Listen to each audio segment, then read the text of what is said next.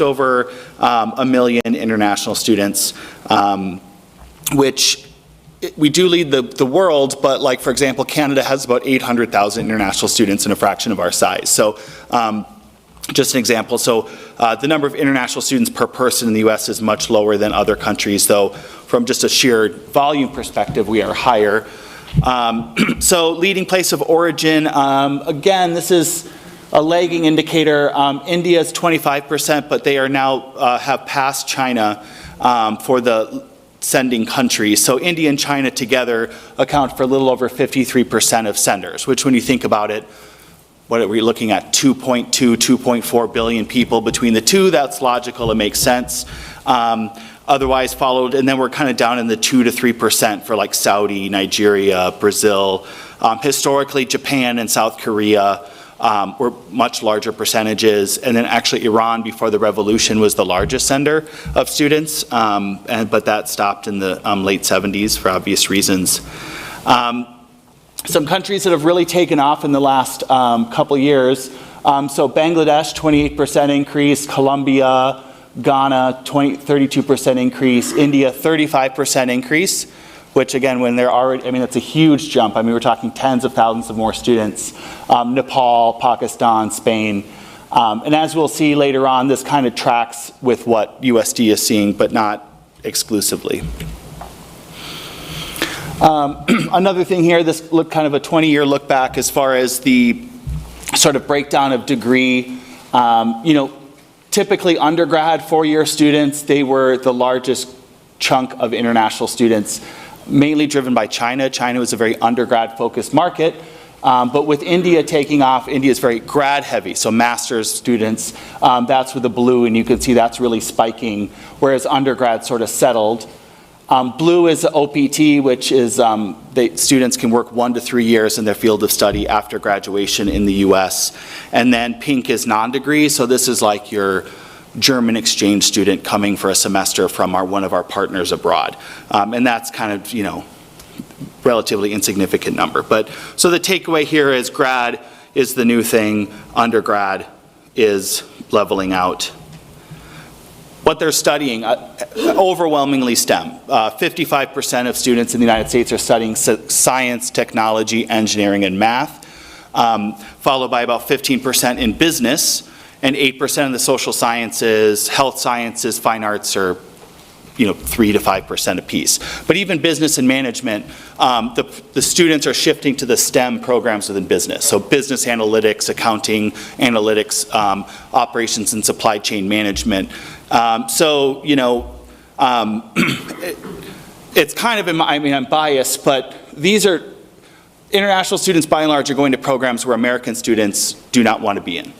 Whether they don't frankly have the aptitude, you know, the preparation to be in these programs, or, you know, they want to be sport marketing majors, or they're more interested in the health sciences, these sorts of things. So they are sort of filling areas where there are vacancies, which is, you know, kind of good for everybody, I suppose. So economic impact, you know, I hate to reduce this, but the U.S. Chamber of Commerce is it's the only import, right, we bring into the country that the federal government defines as an export, right, because these students come into the United States, they get their degree, and then they go back to their home country. So in 22-23 academic year, Forbes and NAFSA, which is our professional association, they published that the economic impact to the United States was about $40 billion of international students studying in the U.S. So to put that in perspective, the USDA said our export value of our soybean crop was $34.7 billion. So when you think about, and of course that doesn't look at the soybeans that remain in the US and that sort of thing, but just from leaving the country, international students, if we're thinking of international education export, which the federal government does, it is as valuable, if not more valuable, than the US soybean exports. And about 370,000 jobs per Forbes and NAFSA are supported by international students. So I'll give you some examples. So in South Dakota, I think we, not quite 2018 record high, but pretty close. You can see we had a dip, significant dip with the pandemic. We're now a little over 2,000 international students studying in South Dakota. USD and SDSU account for 1,300 of the 2,000. So about $44 million in economic impact, about 250 jobs supported. So what jobs are supported? Well, people like me, okay, so on the orange, that about 50% are, to have international students, you have to have people that do the processing, you have to have people that advise them. So myself and Anna, 2 Rotarians, thank you, international students, for our employment, we appreciate that. But then things like accommodation, right? So these students have to live somewhere, so they're renting units, dining, they're going out and buying food, retail, right? They're going to Walmart and buying things. Health insurance, they have to have health insurance, right? So there's revenues from that. So this is specifically in South Dakota of those 250 jobs that are directly supported by international students studying in the U.S. So looking to USD, you can see, kind of 2008, we had about 100 international students, kind of slowly sort of cresting to about 248, dipped down to 179 during the pandemic, and then now we're up for fall numbers at about 567 international students. So we've had some pretty significant jumps from 2020 to 2023. With our spring intake, we're now over 600 international students studying on campus. So countries represented, this is one thing I think we're really proud of is, we're not just getting students from the big senders, we're building the base of countries where we're getting apps and students enrolling. So we now have about 70 countries represented on campus. Our previous pre-pandemic high was 58. We had 53 countries represented last year. So we are kind of sitting at a record, not just enrollment, but where our students come from. So some changes that we're seeing. This is 2015. It's kind of a heat map. So red is China, right? That was our largest country represented with about 41 students. And then kind of India was kind of similar to Nepal, Bangladesh, Canada, Germany, kind of a secondary market for us, but China was the big sender of students. And now if we look forward to today, you can see India with about 211 students has really taken off. And again, that matches that national trend that as China decreases, India is coming up. But you can see in blue too, if we just kind of, again, apologies for it being small, you can see a lot more of the map filling in. West Africa, Nigeria, Ghana is starting, we're increasing enrollment there. Nepal is overshadowed, and Bangladesh are both overshadowed by India, but if you were to zoom in really close, you see they're a lot darker is there because we're seeing that Nepal is our second largest market, which is interesting. It's a country of 28 million, and we have, I think, about 150 students from Nepal. So some more enrollment trends. I mentioned the graduate spike that the nation is seeing. We're seeing that here at USD as well. So right before the pandemic, about half of our students were undergraduate students, international. It's now about a third. So graduates really taken off. Professor Santosh KC isn't here, but he's had a lot to do with that. Computer science is really taken off. When I started, we were maybe getting 15 Masters of Science and Computer Science students a year. I think we had about 135 new Master's students start in the fall. Really because the university, I think we invested in, and I'll get that to the opportunities section. Feel free to interrupt me. I don't know, some people are not data people. I am kind of like data, but I get that this is after a filling lunch. It's a good recipe to tune out. I do not blame you. But so as far as the breakdown by schools and colleges, so the blue is the College of Arts and Sciences, which is where our STEM programs are generally housed. So about 77% of students are studying in the College of Arts and Sciences. Business school is about 15%. And then the rest are smaller chunks. Again, that kind of tracks with what students want to study, what international students are coming to the U.S. Like 2% of students are studying fine arts in the U.S. We have about 2% in the College of Fine Arts. So this is not that USD is somehow, and the students that want to do fine arts, there are specialty fine arts schools that they would tend to go to, like the Savannah College of Art and Design, very robust international program.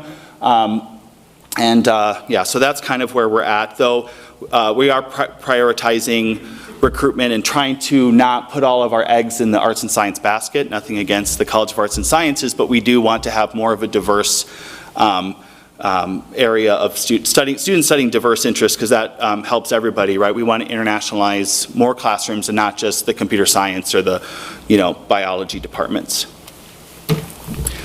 So the admission team, so we have an enrollment processing center on campus, which has really been key to our growth. So, when we started, it was all, paper files getting shifted around, and we did everything in our office. It was very time intensive. Processing was very slow. Now that under Scott Polson, our VP, all domestic, international, undergrad processing is done in a central location. So as documents come in, they're reviewed, they're filed digitally, loaded into our CRM. So that's been really key to the success of our program, because otherwise we would just never be able to get through these applications. On the international recruitment side, there's myself. While I do kind of oversee the whole office, my associate director, Casey Hayden, really does the heavy lifting on the study abroad and international student services side. So that allows me to free up a lot of time on the recruitment and admissions. I have 3 colleagues, Matt Colbert, Anna Stork, who's a fellow Rotarian, and Alex Steffenbaugh, that work on the, also work on the recruitment and admissions space. So we have about a team of 3.5, 4, plus a credential reviewer. So how do we get these students? I mean, that's a question they get, like, why South Dakota? That's the number, it is a very good question. So we kind of have like a 3-legged stool. So in countries predominantly in South Asia, there's a culture of, you go to like an agent or a consultancy and say, I want to study abroad in the United States or Canada, how do I do it? And so those individuals, we have agreements with them, and they help place students on our campus. So this is primarily how we get students from India and Nepal. There are some countries like the UK that every student that comes to the UK from those countries has to go through an agency or consultancy. So it is really kind of baked into the equation there. So we do a lot of work with those partners, vetting them, training them, visiting them, to make sure that they really know the university and are placing students well. Digital marketing, so we have some online platforms that we're working with to help get South Dakota's name out there. And we do a fair bit of travel. So we're not like Iowa State, where somebody's on the road 300 days a year, but we do go to where our students are at, go to their high schools, go to education fairs, and represent the university. So when I am in the country, I'm not on a pleasure cruise. It's going through high schools in Pakistan, trying to evangelize about USD. And one thing that it was really big in the pandemic, obviously, was virtual. That has kind of gone away, I think, because people want that one-on-one connection. We still do virtual stuff, but it's a lot less important, and it's I think its utility has declined pretty significantly. I think people thought we would never need to travel again. But I think that's the one thing, is people want that person to connection after the pandemic, right? We all sat on Zoom meetings and did those things, and we kind of really pretty quickly stopped caring about that. So the in-person is definitely here to stay. So I think USD is looking forward to what our opportunities are in international recruitment. The most common question I get asked is, what state is South Dakota in? They have no idea about South Dakota. And if they do, it's just snow there. It's like Hoth, in Star Wars, the ice planet, which, fair enough. So they don't know about South Dakota. Like, they don't know where it's at. They don't know anything about us. And if they do, it's probably not super positive. So I think that's, as we go out and talk to students, there's a lot of opportunities. It's not like we're yet another school in New York. Everybody knows about New York. They've heard these schools, they've heard the pitch, and they go, okay, great, fine, that's still a big destination. But there's a lot of upside, I think, for us. Emphasis on in-demand programs, so like computer science, back in, I think, 2017 or 18, they said, hey, we're going to have this thing, we're going to have an AI program, artificial intelligence. And I go, well, what's artificial intelligence? You can't go a day without hearing AI, something in the news, or if you're in business, AI is coming up. So we have a pretty robust AI program, have several hundred students in that. Business analytics in the business school. There's an AI specialization in the MBA program now. So I think USD really looking for finding those programs where we can enroll students, knowing that we don't have engineering other than biomedical engineering. So like 30% of international students study engineering. So that's why SDSU has always kind of kicked our butt in international enrollment, because they have the engineering program. So they would outnumber us 4 to 1. we're now down to like the gap is less than 100 between what we have and what they have. You know, the South Dakota legislature and the Board of Regents and the administration, by having that tuition freeze, I think for now going on 4 years, as schools get more expensive, right, we don't. And so that USD we're already the most affordable of the 50 flagship universities for non-residents. So we charge $12,900 a year. North Dakota charges $15,500. Everybody else charges $20,000 to $50,000. So we are a very affordable institution for students, and you know, they want it the best school they can afford. I always kind of joke we're like the Toyota Corolla of universities. We're not a moped, we're not a Tesla, but we're kind of right in between, and we'll end up getting you where you're going. Others like Canada just came out and they're cutting student visas by 35%. The UK is doing that as well, Australia. So I think as other countries that have increasingly been competitive with us, as they pull back, I think that is a good, more students will look to the US that maybe never would. Almost done here. Challenges, so visa appointment backlogs. Bangladesh, it's like a 220-day wait to get a visa appointment. So when you're talking to a student, even now if they get admitted and they get in the queue, they're probably not coming for August. So to really, so it's really extended. We're working years out, or a year plus out for a lot of these students. So that's a challenge we can't fix. Like, that's not a USD problem, that's a federal government problem. I have faith that they will address it. Off-campus housing, I think we've heard those challenges of students and trying to find rental accommodation. This is mostly for our graduate students, but you know, that's a big challenge. I think short and long term, that's going to impact our ability to grow international enrollment. I think enrollment in general at USD, I don't know how much we can grow much past where we're at now, but we'll see. Increasing costs, so like the cost of doing business with inflation is higher. Competition within the United States as schools realize there aren't as many American high school kids going to college. They have to get those enrollments for somewhere. So there are schools like University of Nebraska Omaha, kind of they were happy with their 300 students, and now they're like, we need 2,000 within 5 years, international students. So they're going to be coming, they're getting the same type of students that we are. So, and then lack of the resources within the university to handle app volume. We've had the same staffing, same resources, same budget from 2018 to 19 as we do today, but we're now, I think we had, 4,000 applications in this academic year. Each person in our team has between 800 to 1,000, well, I think Anna has 2,000 applications that she's in charge of. Domestic is like at 500 per counselor. So it's just like, you know, so that's a big challenge that I think we are working through. We're trying to find efficiencies where we can, but I think that is a challenge that we're having now and will continue to have going forward. So that was a lot of information, a lot of data. Any questions?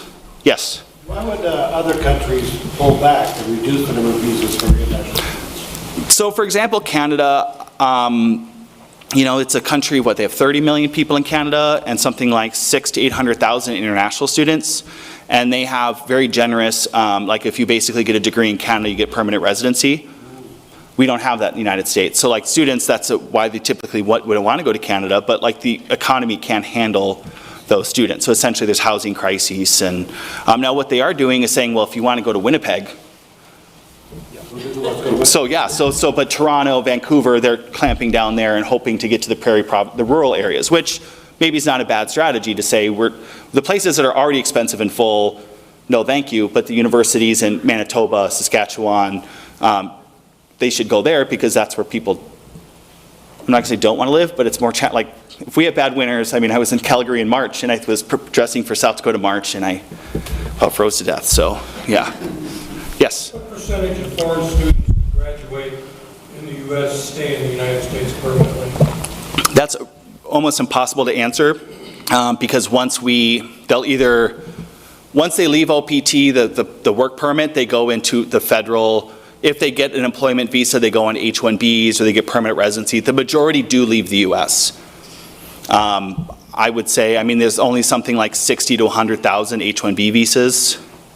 Well, that's not, I don't know. There's really no good numbers on that, but I would say at least half leave or if they do, they're staying in they're doing employment-based visas, which the employer has to show there's not a qualified American that will accept the job, basically. So like the tech industry is very, yes. So do you have a cap, just based on being able to house students?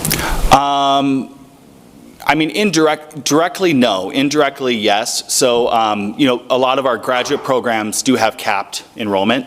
So materials chemistry is only going to have space for X students. But that has more to do with the program. The program, yeah.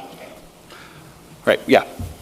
What can the university and the community do to be a welcoming environment for these international students? So the university, okay, so I'll put on my personal hat, is I think, continuing to communicate with our office, or just the university in general.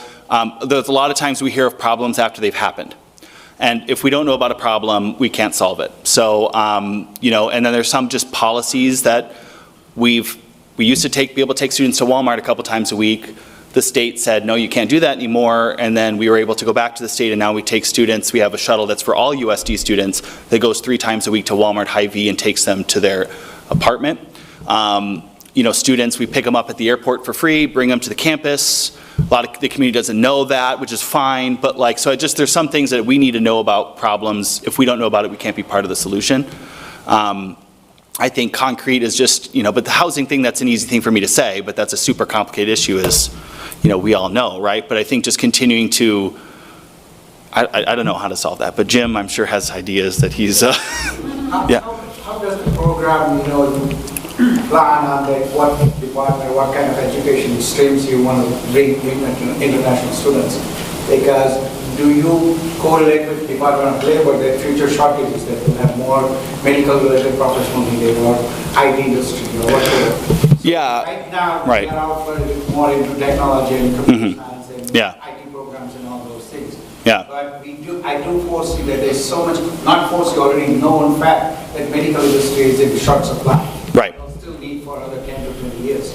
So why are we not promoting those educational programs for international students so they can get jobs too, and everything follows through? Yeah, so there's certain programs on campus that international students are not allowed to enroll in, and that's not it's a decision by the departments, or I don't know, maybe board policy, but examples of medical school, the MD program, you have to have U.S. citizenship or permanent residency to apply that. Same for dental hygiene. I know that's because they go into the federal prison system as part of their clinical rotation, and they have to get into the prison, like through their background checks or what have you, they have to have citizenship or permanent residency, and then physician's assistant. Those are the only 3 I'm aware of. A lot of our health science programs at the grad level are designed for current practitioners, so they're online, generally, or very much hybrid. International students have to be in face-to-face classes. They can't come to the United States and just do online study. So there's some things there, but I mean, like, for example, business analytics, that was a program that the business school launched because they were hearing from industry saying, we need that, there's this gap here, USD, can you help us fill that?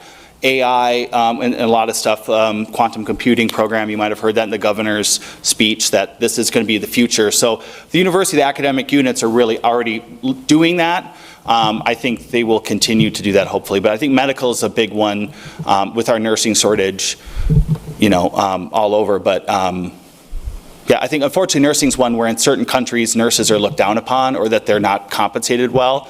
But if you're not a medical doctor, engineer, well, basically that, or a lawyer, like, what are you doing with your life, right, from the parents? So there's some cultural things in there too that we always try and talk about, but we do have record enrollment in our nursing program for international, so that's positive.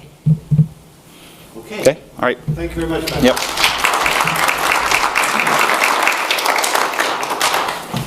All right.